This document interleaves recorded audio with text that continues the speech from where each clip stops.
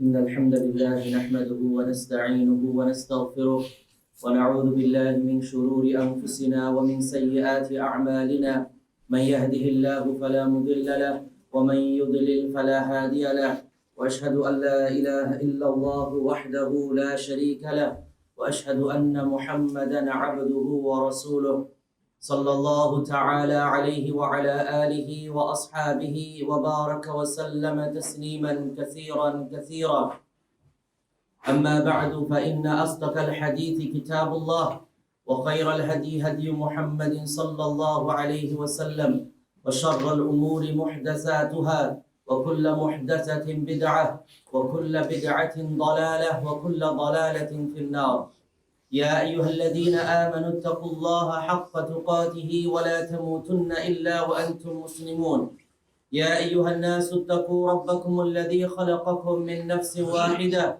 وخلق منها زوجها وبث منهما رجالا كثيرا ونساء واتقوا الله الذي تساءلون به والأرحام إن الله كان عليكم رقيبا يا أيها الذين آمنوا اتقوا الله وقولوا قولا سديدا يصلح لكم أعمالكم ويغفر لكم ذنوبكم ومن يطع الله ورسوله فقد فاز فوزا عظيما وبعد. Indeed, all praises and thanks are due to Allah subhanahu wa ta'ala. We praise and seek His help. We ask for Allah's forgiveness. We take refuge in Allah from the evil of our souls and from the evil consequences of our actions. Whomsoever Allah subhanahu wa ta'ala guides, there is none that can misguide him. And whomsoever Allah allows to be misguided, because He does not want guidance, there is none that can guide him. I bear witness and testify that there is no God, no deity, no object worthy of our worship except Allah alone without any partners. And I bear witness and testify that Nabi Muhammad sallallahu alayhi wasallam is Allah's slave and His final messenger. May the peace and blessings of Allah Ta'ala be upon our Prophet, upon his family, upon his companions, and upon all those who follow him till the day of judgment. Allah Subhanahu wa Ta'ala, He mentions in Surah Yusuf, verse 111, لَقَدْ كَانَ فِي قَصَصِهِمْ عِبَرَةٌ لِأُولِي الْأَبْصَارِ. That indeed, in the stories of the past people, there are great lessons for those who understand. In the stories of the prophets and messengers, how they dealt with their people, how Allah subhanahu wa ta'ala protected the believers, how Allah subhanahu wa ta'ala destroyed the evildoers. There are great lessons for us. There are many stories that the Prophet sallallahu alaihi wasallam mentioned in his ahadith that has a lot of benefit for us. And one of those stories, inshallah, we are going to go over in today's khutbah. The story can be found in Sahih Bukhari and Muslim, narrated by Abdullah bin Umar radiyallahu anhuma. He narrates that the Prophet sallallahu alaihi wasallam said that indeed there were 3 men from the people that came before you. They were walking on the road when suddenly a severe storm came and it started to rain. So what these 3 men did was they took shelter in a cave. When they went into the cave, a huge rock came and it blocked the entrance of the cave. And these 3 men were not able to come out. So what they did was, all 3 of them, they started to make dua to Allah subhanahu wa ta'ala.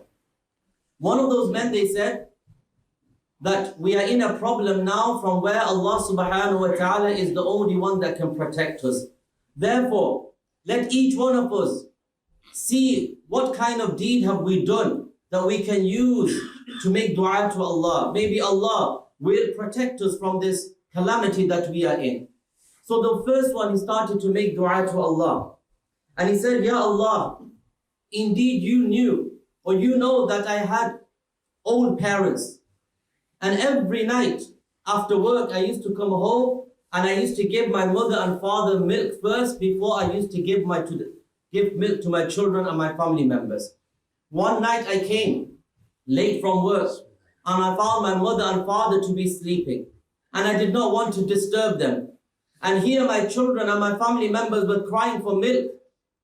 So rather than giving the milk to my family members, I waited for my mother and father to wake up. And then I gave them milk, and then I gave my children milk. I gave priority to my mother and father over my children and my family members. Ya Allah, I did this for your sake. If this is a deed that you have accepted, Allah allow us to exit from this cave that we are stuck in. The hadith mentions, as soon as the man said this, part of the rock, it moved away from the entrance, but it was not enough for them to leave the cave.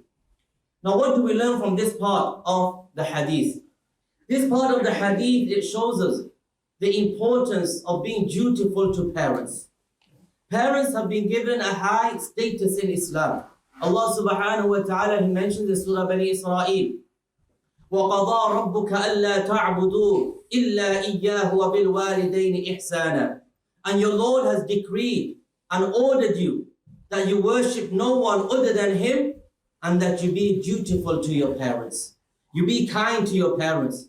You be caring to your parents. This is the command of Allah subhanahu wa ta'ala. As soon as He commands us to worship Him alone, He commands us to be kind to our parents.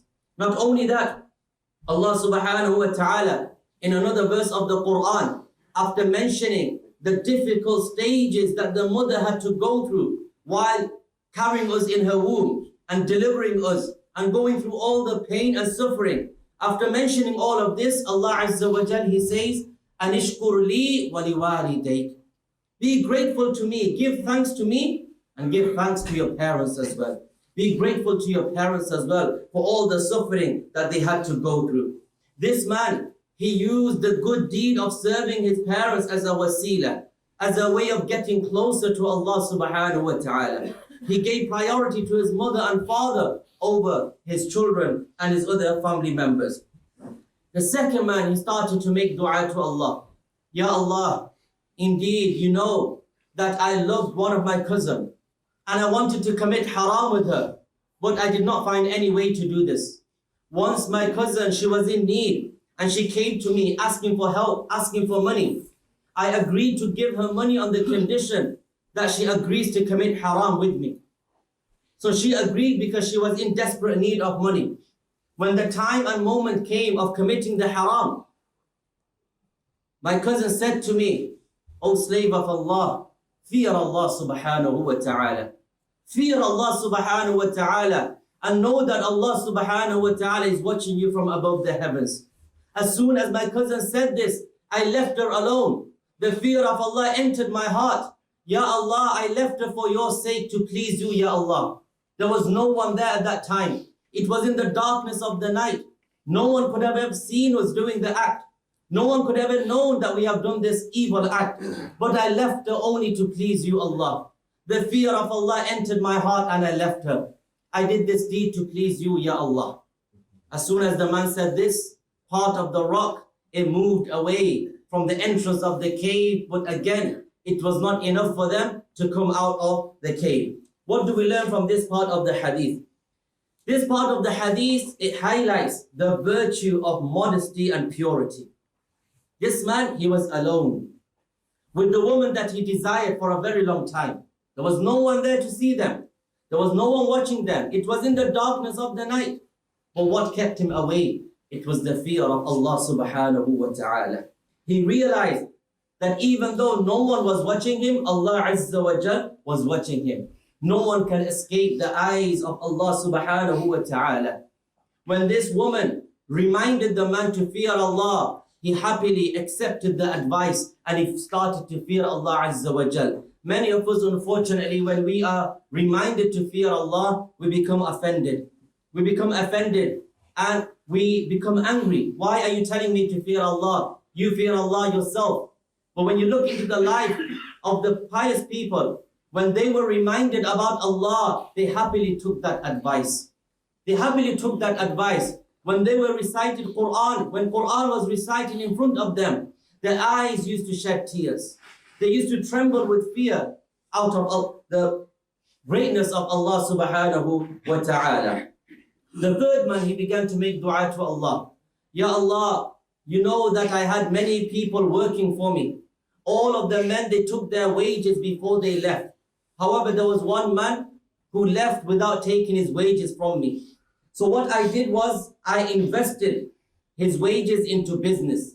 And then I bought a lot of cows, goats, servants, cattle, and I invested it for him. After a few days or few months, the man came back and he said to me, can I have my wages back? The man said, all these cattle that you see, all these cows, sheep, goats that you see, they are all yours. Take it and leave. The man said, are you mocking me? Are you making fun of me? I have asked you for my wages. All these don't belong to me. I never had them. The man said, O slave of Allah, when you left without taking your wages, I invested your wages and I bought all these camels, sheep, cows for you. All this that you see is for you. Take it and leave. The man happily took this and he left. He said, Ya Allah, I did this for your sake, to please you. If it's an act that you have accepted, O Allah, then allow us to exit from this cave. As soon as the third man ended his dua, the hadith mentions that the rock completely moved away from the exit and they were able to leave the cave that they were in. What do we learn from this part of the hadith?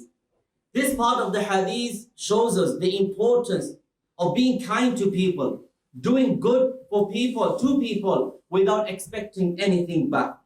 This man, he invested all the wages for this man without expecting anything back from him. He wanted the reward of Allah subhanahu wa ta'ala. He could have easily rejected that man. He could have easily beat that man. He could have argued with the man. He could have given him half of the wage of the man, but he did none of this. Rather, to please Allah subhanahu wa ta'ala, this trust that he had, he invested that in business and he gave it to the man. He realized that even though the man will not know, Allah subhanahu wa ta'ala knows. We also learn the importance of guarding trust. When we are trusted with something, be it a paper, be it a pen, be it property, be it money, be it cars, whatever it might be, if people give something in our trust, then we have to safeguard that trust. We cannot break that trust. As Allah Azza wa Jalla, He says in the Qur'an, to the nearest meaning, that when you have been trusted by someone, then return their trust to the rightful owners. So if someone tells us to look after their cars, maybe for a few days, then we have to look after that car. We cannot use that car without their permission. We cannot do anything to that car without their permission. We have to give them back their keys when they ask for it. Same, maybe with a piece of paper, maybe with a pen, maybe with money, whatever it might be. When we are trusted, we need to safeguard that trust as well. We also learn, my brothers and elders, that righteous deeds that are done for the sake of Allah will help a person bi'idhnillah in times of difficulty. Allah subhanahu wa ta'ala assisted these three men at a time when they were in great difficulty through a good deed that they have done. It shows us the power of Allah subhanahu wa ta'ala. Whether we are stuck under a large mountain or a large rock, or we are under the sea, no matter where we are, Allah subhanahu wa ta'ala can protect us from wherever we are. Rasulullah sallallahu alayhi wa sallam, he said in a hadith collected by Imam Abu Dawood, he said, I have been given permission to describe to you one of the angels that is carrying the arsh of Allah subhanahu wa ta'ala. The Nabi of Allah is saying, I have been granted permission to narrate to people the size of one of the angels that is carrying the throne of Allah subhanahu wa ta'ala. The distance between the earlobes and the shoulder of that single angel is the distance of 700 years. 700 years is the distance between the earlobes and the shoulder of that one angel who is carrying the throne of Allah. Imagine the size of the angel from top to bottom. This is only one of the creation of Allah subhanahu wa ta'ala. Therefore, my brothers and elders, we need to be more mindful of Allah at all times. Rasulullah sallallahu alayhi wa sallam said, remember Allah in times of ease, and Allah will remember you in times when you are in need of Allah subhanahu wa ta'ala. When we are living a happy life, when we have happiness, prosperity, we are successful, worship Allah subhanahu wa ta'ala. Be thankful to Allah subhanahu wa ta'ala. And then when we are in difficulty, Allah subhanahu wa ta'ala is going to respond to our dua. In a hadith, the Prophet sallallahu alayhi wa sallam said, if you want your du'as to be accepted when you are in difficulty, hardship, if you want your du'as to be accepted, then make dua to Allah when you are happy and when you are in prosperity. May Allah subhanahu wa ta'ala give us all the ability to become the true worshippers of Allah subhanahu wa ta'ala. Astaghfirullah li wa lakum wa li sa'iril muslimin. Fastaghfiruhu innahu huwal ghafurur rahim.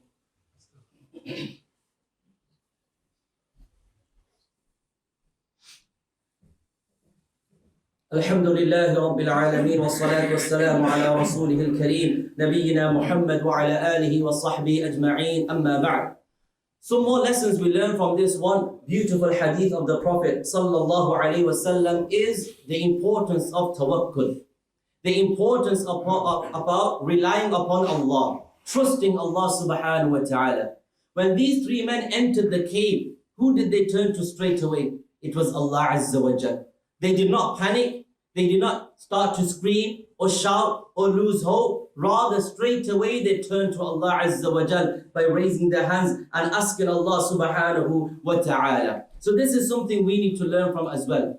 When we are in difficulty, hardship, problems, sickness, illness, whatever the case might be, we need to rely upon Allah. As Allah Azza wa Jal said in a hadith al-Qudsi, I am as my slave thinks about me. So if you think that Allah is going to be merciful to you, Allah is going to be merciful to you. If you think that Allah is treating you badly, وَالْعِيَاذُ بِاللَّهِ, then Allah subhanahu wa ta'ala is going to treat you in that way as well. So you need to have hope in Allah. Never lose hope in Allah subhanahu wa ta'ala.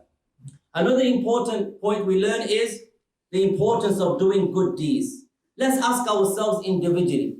How many of us can say that we have done a good deed only for the sake of Allah, in which there was no riyah, there was no showing up? We did it with ikhlas, we did it with sincerity, we did it according to the sunnah of the Messenger sallallahu alaihi wasallam. How many of us can say we have done a deed in that way? How many of us can say that we can use one of the deeds we have done in our du'as to get closer to Allah subhanahu wa ta'ala? So this shows us the importance of doing good deeds only for the sake of Allah subhanahu wa ta'ala. Help people only to please Allah Azza wa Jal. Give charity only to please Allah subhanahu wa ta'ala. Recite Qur'an only to please Allah subhanahu wa ta'ala. Another point we learn is, if Allah subhanahu wa ta'ala can move away this rock from the entrance of a cave and protect these three men who could have been stuck there forever, they could have died there. No one would ever know that they were in there. No one could ever hear them. But Allah subhanahu wa ta'ala protected them from a place where no one could protect them. It shows us the power of Allah subhanahu wa ta'ala. Allah Azza wa Jal can do whatever He wants.